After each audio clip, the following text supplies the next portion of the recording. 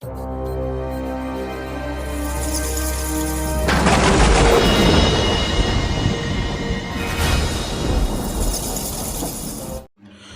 Hi friends, मु शुभेन्दु नारायण आ मु आपन को स्वागत करछि the Odia podcast episode number 2 को। सो फ्रेंड्स, आम भारतर इतिहास बहुत पुराना आउ से पुराना इतिहास रे एमिति बहुत किछि रहस्य लुचि रही। जदि आमे ताकू समाधान करने चेष्टा करिबा तो से आहुरी रहस्यमय हो जाए। तो आज आम ठीक सेमती गोटे रहस्य विषय कथा हवा। से रहस्य हूँ राजस्थान डेजर्ट टाउन जैसालमेर रु पाखापाखि 20 किलोमीटर दूर अवस्थित कुलधारा विलेज। तो फ्रेंड्स, एमिति कौन होता जे से कुलधारा विलेज आ तार आखापाख पाखापाखि 84 गाँव लोक गोटे राति भितर गायब हो जाते। आउ कौन पाई आज से जगटा एत हंटेड अच्छी, तो से विषय आम बर्तमान कथा हवा। तो कथा हवा पूर्व मुझे आपण मानू कही रखी जो कुलधारा पाखापाखि 170 वर्ष हम हंटेड अच्छी। आ पाखापाखि 82 गाँव लोक बर्तमान जदिव से 82 गाँव लोक मैंने बसवास करने आरंभ कले रोच बहुत दिन है, किंतु जो कुलधारा आउ खावा एमती 2टा गाँ अच्छी जो कहीं भी आज पर्यंत द्वितीय थर से बसवास करने को साहस करना। तो कौन पाई? सो फ्रेंड्स, ये जो कुलधारा विलेज पाखापाखि 170 वर्ष हम सुनसान रही। कहीं कारण पाखापाखि 170 वर्ष तले ये पालीवाल जातिर ब्राह्मण रोते। आउ ये जो विलेज से समय बहुत एडवांस विलेज थिला। एडवांस माने एठी जमती कहते ना से समय जिते भी गाँ थे एमाने टेक्नोलोजी हो बहुत क्षेत्र में बहुत आगे थिले। तो फ्रेंड्स, से माने बहुत खुशी हस खुशी रोते, किंतु जमीती हस खुशी को कहीं गोटे नजर लगे देथिला। से नजर जे लगे से थिला सेठिकार देवान सालेम सिंह। तो सालेम सिंह बहुत अत्याचारी थिला और जोर जबरदस्त कर आदाय करथिला। तो एमिति भितर से तार गोटे दुर्बलता थिला, तार दुर्बलता थिला झील। तो से झील मान बहुत दुर्बलता थिला तार झील मान प्रति। तो एमती से गाँव गोटे सुंदर झील को देखिकी सी ताकू बाहाबा मनस्थ कला। आ गाँ वाला धीरे धीरे चाप पकेबाटा स्टार्ट कला। तो गाँ वाला राजी तो हेलेनी ना, कहीं कहीं भी आपण झील को गोटे अत्याचारी लोक सहित के बह देवाक राजी हे कि?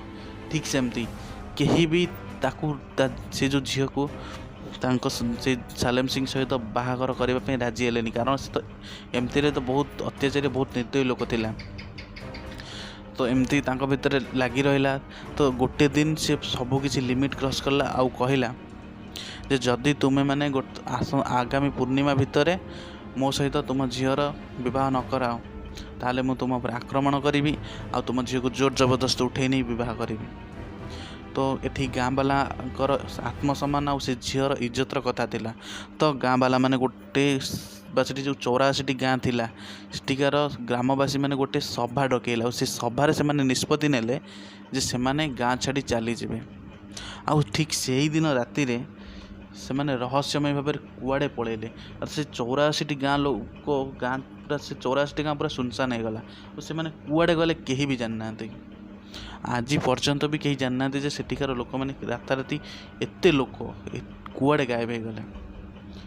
आउ आज जदि देखा पाखापाखि 82 गाँ पुणी थे रिस्टोर हो जाए, अर्थात से लोक मैंने पुणी थे रोचे।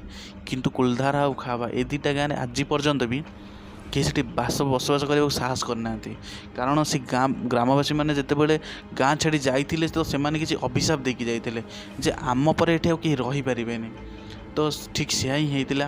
आ बर्तमान जदि आम देखा से जगटा बहुत हंटेड, कहीं दिन बेला तो सीठी पर्यटक मानकर भिड़ लगी रहे। कहीं आमर जो ASI रही भारतीय पुरातत्व विभाग सी गोटे हेरिटेज साइट रे परिणत कर देछि।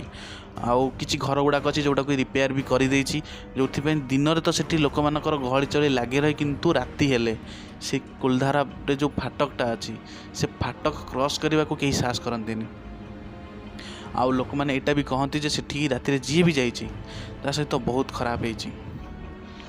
जमती कि सेठी बहुत किसी दुर्घटना भी घटी आटा कहुए जे लोक मैंने एमती कि कहीं नथिबे आपन को लगे जमी आप चारि पाखे गोटे मार्केट रे आपण मैंने जमी गहलीटा को अनुभव करती ठीक से टाइप आपन को फील हम आउे आपण मानू सेठी गले राति गोटे गोटे जगार एमती किसी रहस्यमय छाया भी देखा जाए आउे पाउंज स्त्री लोक मान पाउंजर जो छम छम आवाज सेटा भी लोक मान शुणा जाए आ छड़ा से गोटे कूଅ अच्छी आउ कूଅ भितर भी कहुए जे सेठू भी बहुत माने अजब अजब बहुत रहस्यमय साउंड आसे।